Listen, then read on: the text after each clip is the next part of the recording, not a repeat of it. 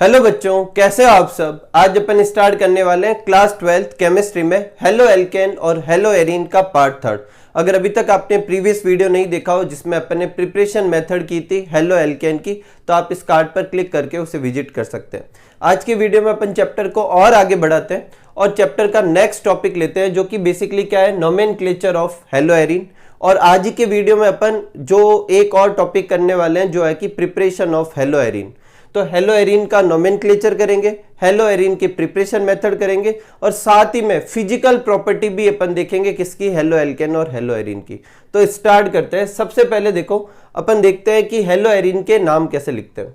तो hello arene के नाम लिखने के लिए अपन को क्या करना है, सिंपल सा जो हेलोजन कंपाउंड है उसका नाम लिखेंगे हेलो और पीछे अपन क्या लगा देंगे, बेंजीन। तो ये है ब्रोमोबेंजीन। तो ब्रोमोबेंजीन इसका आईयूपीएसी नाम है, ब्रोमोबेंजीन ही इसका क्या नाम हो जाएगा, कॉमन नेम है। ठीक है, नेक्स्ट है, देखो यहां पर दो ब्रोमीन दिख रहे हैं तो यहां नंबरिंग कर लेंगे। ये फर्स्ट कार्बन हो जाएगा, ये सेकंड हो जाएगा, तो 1,2 डाई ब्रोमोबेंजीन। अब कॉमन नेम में अपन क्या करेंगे, तो देखो कॉमन नेम में आप सब शायद जानते होंगे, नहीं जानते तो ध्यान से सुनो कि ये अपने बेंजीन रिंग है और मान लेते हैं कि यहां पर एक ग्रुप जुड़ा हुआ है। ठीक है, तो इस ग्रुप की जो साइड वाली दोनों पोजीशन है, आसपास वाली दोनों पोजीशन है, उसे कहते हैं ऑर्थो। क्या कहते हैं, ऑर्थो। उसकी ठीक सामने वाली जो पोजीशन है उसे कहते हैं पैरा, और जो पीछे दो बच जाएगी उसे अपन कहेंगे मेटा। तो अगर मैं इस ग्रुप को मेन ग्रुप मानूं तो इसकी साइड वाली पॉइंट पर एक और बी आर लगा हुआ है, मतलब कौन सी पोजीशन पे लगा हुआ है, ऑर्थो। जैसे ये बी आर है तो ये साइड वाली को छोड़ के ये है तो ये मेटा पोजीशन, और ये बी आर है इसके ठीक सामने लगा होता है ये पैरा पोजीशन। तो इसका नाम हो जाएगा ऑर्थो डाइब्रोमोबेंजीन, इस वाले का हो जाएगा मेटा डाइब्रोमोबेंजीन, इस वाले का हो जाएगा पैरा डाइब्रोमोबेंजीन। और आईयूपीएसी में तो अपन को नंबरिंग करनी है, ये 1,2 डाइब्रोमोबेंजीन, ये 1,3 डाइब्रोमोबेंजीन, ये 1,4 डाइब्रोमोबेंजीन। अब इसका क्या लिखेंगे, तो देखो यहां से नंबरिंग करेंगे, 1 2 3 4 5, तो 1 पर है, 3 पर है, 5 पर, 1,3,5 ट्राई ब्रोमोबेंजीन इसका आईयूपीएसी नाम हो जाएगा। और कॉमन नेम इसका होगा सिम ट्राई ब्रोमोबेंजीन। ठीक है, आगे देखते हैं। देखो नेक्स्ट है अपने ये, अब इसमें देखो बेंजीन रिंग के ऊपर जब अपने CH3 ग्रुप लगता है, बेंजीन ग्रुप के ऊपर क्या लगता है, CH3 ग्रुप लगता है, तो उसे अपन टोलुइन रीड करते हैं। क्या रीड करते हैं, टोलुइन। तो टोलुइन के पास वाले कार्बन पे, मतलब दूसरे कार्बन पे क्लोरो है, पीछे टोलुइन लिख दिया, 2 क्लोरो टोलुइन, इसे 2 क्लोरो 1 मिथाइल बेंजीन भी रीड कर सकते हैं। ठीक है, और टोलुइन के रेस्पेक्ट में ये ऑर्थो पोजीशन पे है तो ऑर्थो क्लोरो टोलुइन। ठीक है, अब अगला लेते हैं। अगले वाले में देखो बेंजीन रिंग है, उसके पास CH2 और Cl है। अब ये इंटरेस्टिंग है, देखो आपको Cl को तो काउंट करना ही पड़ेगा, तो अपन जो प्रिंसिपल चेन चूज करेंगे वो ये प्रिंसिपल चेन होगी। ठीक है, अब एक कार्बन की प्रिंसिपल चेन है तो पीछे नाम लिख दिया मीथेन। अब इस पे दो सब्स्टिट्यूट लगे हुए हैं, एक लगा हुआ है Cl जिसे कहेंगे क्लोरो, एक लगा हुआ है ये जिसे कहेंगे फिनाइल। तो क्लोरो फिनाइल मीथेन, या फिर इसे कॉमन नेम में क्या कह सकते, बेंजाइल क्लोराइड। ये भी टोलुइन का ही फॉर्म है, टोलुइन के रेस्पेक्ट में 4th पोजीशन पे है तो 4 क्लोरो टोलुइन, या फिर इसे पैरा क्लोरो टोलुइन कह सकते हैं, कोई तकलीफ नहीं। नेक्स्ट है अपने preparation method of hello arene. Hello arene बनाने की प्रिपरेशन मेथड करनी है। जो सबसे पहला मेथड है वो है ESR, बोले तो electrophilic substitution reaction of aromatic hydrocarbon. देखो बेंजीन रिंग जो होती है उसके ऊपर 3 डबल बॉन्ड होते हैं। कितने डबल बॉन्ड होते हैं, 3। और 3 डबल बॉन्ड होने के लिए ये एक इलेक्ट्रॉन रिच स्ट्रक्चर है, तो कोई भी बाहर से इलेक्ट्रोफाइल को ये आसानी से अट्रैक्ट कर सकते हैं। अब बेंजीन रिंग जनरली चाहती है कि उसके ऊपर हर कार्बन के ऊपर एक एक हाइड्रोजन होता है, तो जनरली बेंजीन रिंग और बेंजीन रिंग के जो कंपाउंड होते हैं वो ऐसी रिएक्शन देते हैं जिससे इसके जो ये साइड में जो एक एक हाइड्रोजन जुड़े हुए हैं ये हट जाते हैं, उसकी जगह कोई ग्रुप आ जाता है। तो क्योंकि हटने वाली रिएक्शन हो रही है, सब्स्टिट्यूशन हो रहा है, तो इसे सब्स्टिट्यूशन रिएक्शन कहेंगे। जो बाहर से आएगा वो इलेक्ट्रोफाइल है तो इलेक्ट्रोफाइल सब्स्टिट्यूशन रिएक्शन कहेंगे। जनरली ये रिएक्शन होती है किसकी प्रेजेंस पे, लुईस एसिड की प्रेजेंस में। देखो ये बेंजीन लिया और ये Cl2 की रिएक्शन कराई। अब यहां से मैंने क्या बोला, हर जगह एक एक हाइड्रोजन है तो वो हाइड्रोजन और Cl HCl बना देंगे और उस हाइड्रोजन की जगह Cl आ जाएगा। क्या बन जाएगा, क्लोरोबेंजीन। ये टोलुइन है, इस पे Cl2 जोड़ना है, तो ऐसे केस में जब पहले से कोई जुड़ा होगा तो रिएक्शन या तो ऑर्थो पोजीशन पे होगी या फिर कौन सी पोजीशन पे होगी, अपने पैरा पोजीशन पे होगी। तो देखो इसके या तो ऑर्थो पोजीशन पे क्लोरो लगा देंगे या इसकी पैरा पोजीशन पे क्लोरो लगा देंगे, तो ऑर्थो क्लोरोटोलुइन या पैरा क्लोरोटोलुइन। अब इन सारी रिएक्शन में आपको Cl2 से इलेक्ट्रोफाइल बनाना पड़ेगा। क्या बनाना पड़ेगा? इलेक्ट्रोफाइल। इलेक्ट्रोफाइल खुद या तो पॉजिटिव चार्ज का होता है या इलेक्ट्रॉन जिसमें कम हो ऐसी स्पीसीज होती है। तो आप सब जानते हैं Cl का बॉन्ड तो ऐसे बराबर टूटेगा और क्या बनाएगा? रेडिकल। पर मुझे तो इलेक्ट्रोफाइल चाहिए, इसके लिए क्या किया जाता है? या लुईस एसिड लिया जाता है। अब ये क्या करता है, ध्यान से देखो, Cl2 की रिएक्शन ये कराएगा AlCl3, ये एक लुईस एसिड है। और लुईस एसिड कौन से होते हैं? जिनका खुद का ऑक्टेट कंप्लीट नहीं होता। तो देखो एल्यूमिनियम के पास कितने इलेक्ट्रॉन होते हैं? 3, और 3 Cl से जुड़ा हुआ है, तो टोटल कितने इलेक्ट्रॉन हो गए? 6, जबकि होने कितने चाहिए थे? 8। अब 8 तो है नहीं, तो ऐसे केस में ये क्या कर देगा? इसके साथ रिएक्शन करेगा और क्या बनाएगा? Cl+ और AlCl4-, और ये Cl+ किसका काम करेगा? इलेक्ट्रोफाइल का। तो ये रिएक्शन है जनरली लुईस बेस एसिड की प्रेजेंस में करवाई जाती है, जैसे कि AlCl3, FeCl3, Fe, और Fe की प्रेजेंस में भी डार्क लाइट नहीं गिरानी है, ऐसी प्रेजेंस में अपन रिएक्शन करवाते हैं। और लुईस एसिड का काम क्या होता है? इलेक्ट्रोफाइल जनरेट करने का। अगर आप में से कुछ ये जानना चाहते हैं कि अगर यहाँ पर जैसे मान लो ये एक रिएक्शन है टोलुइन की Cl2, यहां पर अगर अपन लाइट लें तो क्या होगा? तो यहां पर Cl यहां जुड़ने की बजाय ये साइड चेन में रिप्लेसमेंट करने लगेगा, मतलब CH3 का हाइड्रोजन हटेगा और उसकी जगह Cl आने लगेगा। ठीक है, बेंजाइल क्लोराइड ये ऐसा कंपाउंड बना लेगा। लेकिन ऐसा कब होगा? जब लाइट की प्रेजेंस में करवाते हैं। अपनी बुक में ये दे नहीं रखी, तो एक बार आप ये नोट कीजिए, फिर इसके कुछ और भी पॉइंट है वो भी अपन को डिस्कस करने हैं। ठीक है,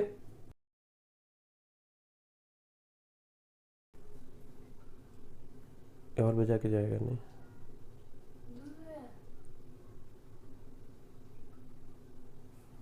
ट्राई करते। इसी रिएक्शन से रिलेटेड अपन कुछ और भी पॉइंट अच्छे से समझते हैं। देखो पहला तो क्या ये रिएक्शन जहां पर अपन ने Cl2 ले रखा है, क्या वहां Br2 लेने से रिएक्शन हो जाएगी? आंसर है हाँ। और जहां क्लोरोबेंजीन बना था वहां पर क्या बन जाएगा? ब्रोमोबेंजीन। क्या आयोडीन लेने पर रिएक्शन हो जाएगी? तो शॉर्ट में आंसर तो है हाँ, लेकिन एक प्रॉब्लम है। देखो बेंजीन की रिएक्शन अपन किसके साथ करवाएंगे? आयोडीन के साथ करवाएंगे, तो क्या बनेगा? आयोडोबेंजीन। क्या बनेगा? आयोडोबेंजीन। और साथ में क्या बनेगा? HI। अब प्रॉब्लम ये है कि HI जो होता है स्ट्रॉन्ग रिड्यूसिंग एजेंट होता है, तो ये वापस रिएक्शन करके पीछे रिएक्शन करवा सकता है। मतलब ये रिएक्शन कैसी हो जाएगी? रिवर्सिबल। तो अगर अपन आयोडीन के साथ रिएक्शन करवाना चाहते हैं तो अपन को साथ में स्ट्रॉन्ग ऑक्सीडाइजिंग एजेंट जैसे HNO3, HiO4 ये सब लेने पड़ेंगे। और ये सब क्या करेंगे? ये इस HI के साथ रिएक्ट करेंगे और आयोडीन बनाएंगे। क्या बनाएंगे? आयोडीन। और आयोडीन तो रिएक्टेंट के साइड में जुड़ रही है, इसका मतलब वो रिएक्शन को सिर्फ एक ही डायरेक्शन में करवाएगा। कौन सी डायरेक्शन में? फॉरवर्ड डायरेक्शन में। तो अगर आपको आयोडीन के साथ रिएक्शन करवानी है तो रिएक्शन को HNO3 और HiO4 की प्रेजेंस में करवाया जाएगा। उनका काम क्या होगा? जो HI बनेगी उससे वो आयोडीन में कन्वर्ट कर देंगे। तो कुछ इस तरीके से ये रिएक्शन हो जाएगी। क्या फ्लोरीन के साथ रिएक्शन करवा सकते हैं? आंसर है नहीं। फ्लोरीन बहुत ज्यादा रिएक्टिव होता है, तो उसको इसके साथ रिएक्शन करा के फ्लोरो कंपाउंड नहीं बनाए जाते। सेकंड मेथड जो अपने हेलोएरिन से बनाने का है वो है एनिलीन से बनाने का। अब पहला क्वेश्चन उठता है एनिलीन क्या होता है? तो एनिलीन क्या होता है? बेंजीन रिंग जो होती है उसके ऊपर अगर अपन NH2 जोड़ दे, एरोमेटिक एमीन बना दे, तो उसे अपन क्या कहते हैं? एनिलीन कहते हैं। अब एनिलीन से जो अपने हेलोएरिन बनता है वो 2 स्टेप में बनता है। पहले स्टेप में आपको डाई एजोटाइजेशन कराना पड़ेगा, जिससे आप benzene diazonium salt, benzene diazonium chloride ऐसा कुछ बनाएंगे। और फिर दूसरे में हाथों हाथ फ्रेशली प्रिपेयर्ड जो बेंजीन डाईएजोनियम क्लोराइड होगा उसकी रिएक्शन या तो Cu2Cl2, Cu2Br2 इनके साथ करवाएंगे, तो फिर या तो क्लोरोबेंजीन बन जाएगा या ब्रोमोबेंजीन बन जाएगा। अगर ऐसा करवाते हैं तो सैंडमेयर रिएक्शन है। और या फिर Ki के साथ करवाएंगे तो आयोडोबेंजीन बन जाएगा। अब रिएक्शन कैसे होती है उसको समझते हैं। तो NCERT में रिएक्शन कुछ ऐसे दे रखी है, ये एनिलीन दे रखा है, ऊपर NaNO2 दे रखा है, नीचे HX दे रखा है, और ये अपने बेंजीन डाईएजोनियम जो बन गया सॉल्ट बन गया। टेम्परेचर कितना दे रखा है 273 से 278, इसका मतलब ऑलमोस्ट 0 से अपने समझ लो 5 डिग्री सेंटीग्रेड तक। इसका मतलब जो भी अपन ये लेंगे मिक्सचर वो ठंडा होगा, तो कोल्ड में ये रिएक्शन करवाई जाती है। अब अगर आप समझना चाहते हो ये रिएक्शन सच में हुई कैसे, तो ये देखो कुछ इस स्टेप में होती है। पहले NaNO2 और HCl आपस में रिएक्ट करते हैं और क्या बनाते हैं HNO2 और NaCl। फिर ये HNO2 और HCl किसके साथ रिएक्शन करते हैं, एमीन के साथ। यहां से एक N, यहां से एक N और ये Cl, ये तो यहां जुड़ जाएगा N2Cl, ये बन गया बेंजीन डाइएजोनियम क्लोराइड। पीछे क्या बचा, 2H यहां पर, 3H, 4H और 2 ऑक्सीजन, तो 2H2O बन जाएगा। इस तरीके से ये रिएक्शन पूरी होती है। आप चाहे तो ये लिख सकते हैं, आप चाहे तो ये लिख सकते हैं, जो आपकी इच्छा हो।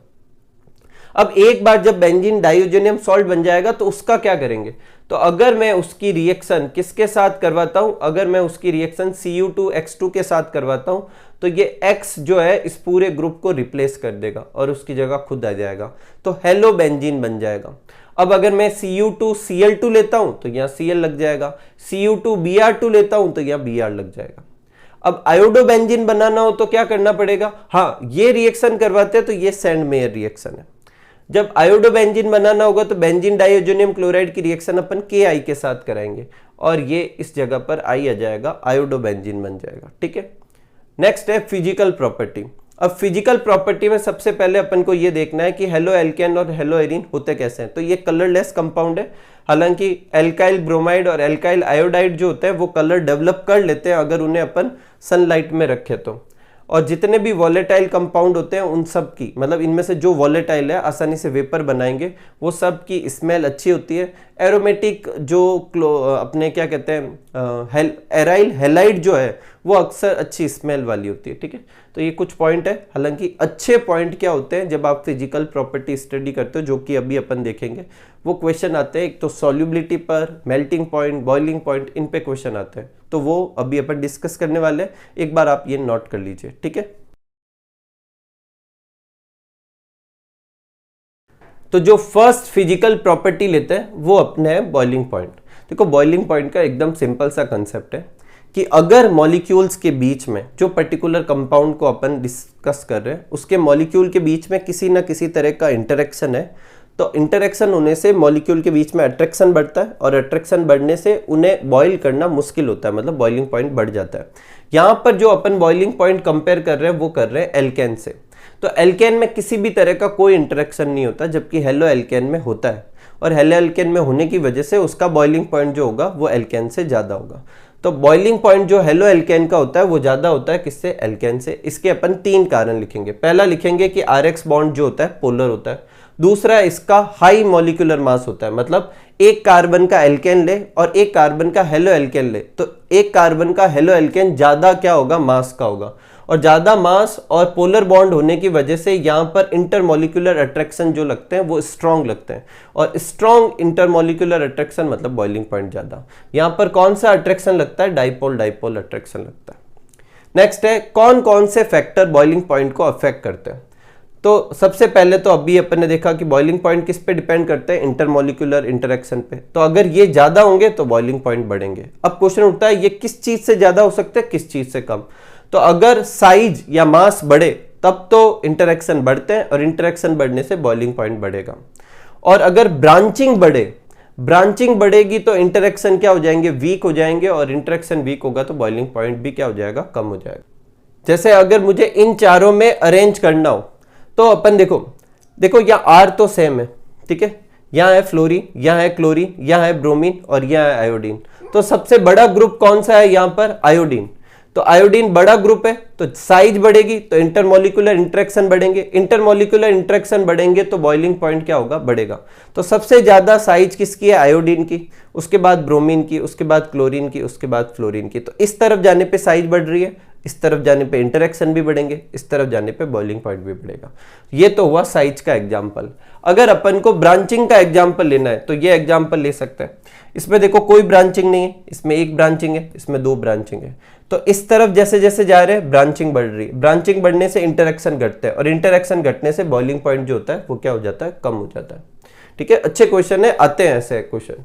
नेक्स्ट है order of boiling point and melting point in hello arene. तो हेलो एरीन के जो भी ऑर्थो मेटा पैरा जो आइसोमर होते हैं उनके बॉइलिंग पॉइंट तो ऑलमोस्ट सेम होते हैं, मेल्टिंग पॉइंट में फर्क आता है। और मेल्टिंग पॉइंट किसका ज्यादा होता है? पैरा फॉर्म का मेल्टिंग पॉइंट ज्यादा होता है, ऑर्थो और मेटा का लगभग सेम होता है। उसका कारण जानना है। तो देखो पैरा कुछ इस तरीके का होता है जिसमें एकदम सिमेट्रिक है, तो इस केस में आप दो मॉलिक्यूल एकदम पास पास में ला सकते हो। तो due to symmetric structure para जो आइसोमर होता है, पेयर लिख दिया मैंने यहाँ पे, पैरा कर देना, पैरा आइसोमर जो होता है वो क्रिस्टल लैटिस में बहुत ही एकदम प्रॉपर्ली फिट होता है और इस वजह से उसका मेल्टिंग पॉइंट जो होगा वो क्या होगा? ज्यादा। तो पैरा का मेल्टिंग पॉइंट सबसे ज्यादा होता है, इन दोनों का बराबर। अपनी बुक में ये एग्जांपल दे रखा है। अब देखो इनके बॉइलिंग पॉइंट देखो, इसका 448, इसका 453, इसका 446, ऑलमोस्ट सेम है।